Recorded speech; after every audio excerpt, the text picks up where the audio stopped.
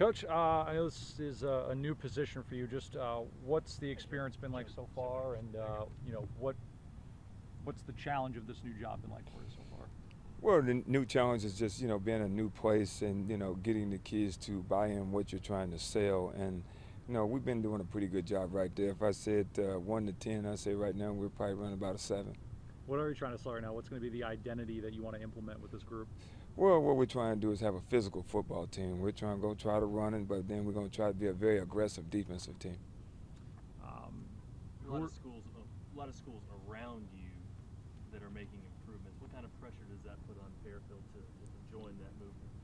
Well, the only reason why I guess I've probably been calm because I coached college football almost 30 years of my life, and back in high school a little bit there. But what I try to do is take one game at a time, and who's our first opponent, and then we just try to dissect that. When you are a new coach and you're trying to get the team to buy into your principles, when you've coached at that next level, does it make it a little bit easier convincing them? Yes, it does. Because what you do is you end up learning all the tricks of the trade. So once you learn the tricks of the trade, then it becomes very easy. As you look at the position groups on this team, are there any spots that have really caught your eye so far? Well, I think skill-wise, I think we're pretty good skill-wise. I think we're a good football team in secondary and linebackers. Our biggest concerns right now is the offense and defensive line. We have a shortage of that, but somehow we'll get it fixed. How do you how do you work around that, where you have that talent at the skills but not necessarily up front?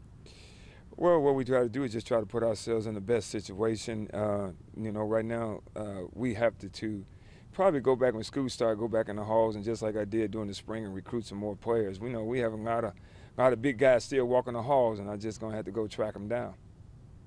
Is that tough to get kids that are good athletes to come play football when there hasn't been that level of success? I mean, how do you convince them, like, hey, it's about to be different? And that's one of the hard parts. I think, when I look at high school football and you look at the football teams that have small teams, I think you have to go in the halls, but I think you got to go with a purpose. And my purpose when I went down the hall recruiting, I was just saying, you're in the gym playing basketball, you run around, you're very skilled.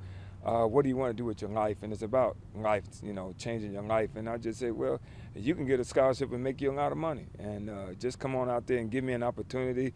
I've been a college coach, so I know a lot of coaches, so I can get you in school. Coach, thank you so much. Best of luck this season, guys. All right,